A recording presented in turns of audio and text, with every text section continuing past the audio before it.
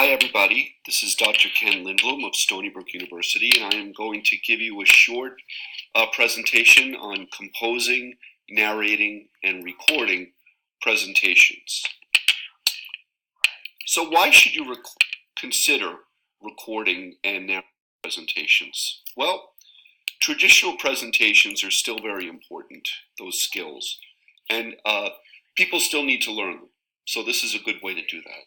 Also, people are now really busy, and often they're too busy to attend a scheduled presentation event or something that takes place out of their office. And so it can be very inconvenient for them to do that.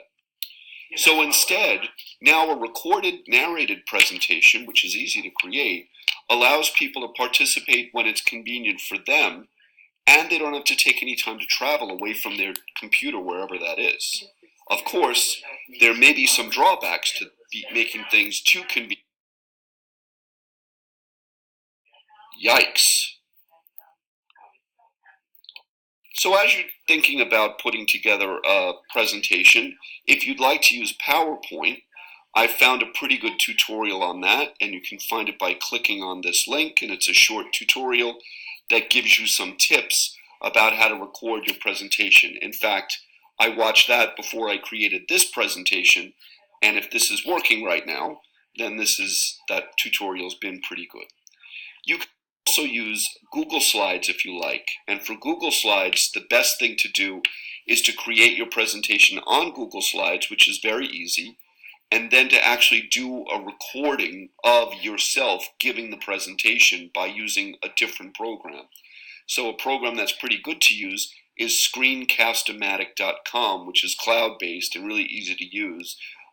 In fact, if you've seen my video on how to read an academic article, then you've seen a Screencast-O-Matic presentation, because that's the program that I used in order to do that. But this tutorial uses Screencast-O-Matic to show how you can create a Google Slides presentation. It's also possible to do a presentation on the Prezi platform. That's a little different because rather than creating individual slides, which you can do on Prezi, you can also create one enormous slide, and your presentation can just move around on that one slide in lots of different ways. In fact, you have to be careful because sometimes you spin that thing around so much that your audience is going to get nauseous. So you want to be careful. Unfortunately, even though I've done quite a bit of looking, I haven't found a good tutorial on that yet. So if you find one that you want to use, please let me know about that. But I haven't found a good one yet. So I thought it might be a good idea for me to give you some additional tips on creating a good presentation that you might think about. So I suggest that you write a script of some sort, but that you work it in a lively fashion. So you're not reading from a script. I'm not reading from a script right now. My ums and stuff and my pauses to think might be an indication of that. Of course, I'm not getting graded on this, so I haven't put in quite the same work I might if this were a graded presentation, or a presentation at the end of which I really needed something from whomever I'm asking for.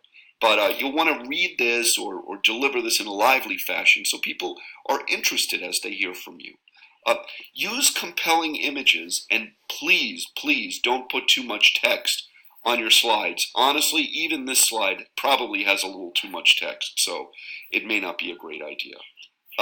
Consider adding, and don't just read the bullet points on the slide. Instead, use those as just that, bullet points, and what you say should be more than that. In fact, you don't need to repeat the bullet points. That's often a feature of what's called death by PowerPoint, which all of us have experienced, and it's not a pleasant way to go at all. You might consider adding music.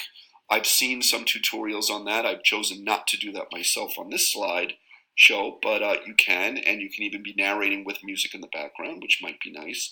I suggest that you add your own photo, as I did in the very first slide, to give you a sense of, give your audience a sense of who it is that's talking to them. And if you'd like, I found a pretty good website that has 37 tips that you can get to from clicking in that last bullet. There's a lot of suggestions there, so don't feel like you have to do all of them, but they're pretty good ideas. Most important, make sure you stay calm. I need to tell you that stay calm is a mistake, but I kind of like it, so I left it. I must have hit paste twice instead of just once, so the words came up twice. But that let's say that the gods wanted me to reinforce that message to you. And also, don't forget to have fun with this.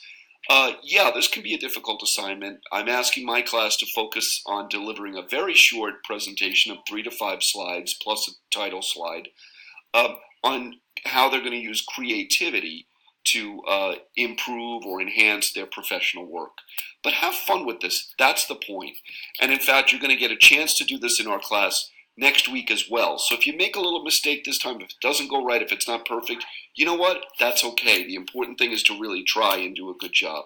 And don't take too much time to do it. You know, this has taken me a couple of hours once I knew what I wanted to say, and I think that's pretty good. So, thank you very much for listening to me. My thank you is quite sincere, and I hope you enjoy creating a narrated PowerPoint or Prezi or Google Slides. Good luck, and thanks.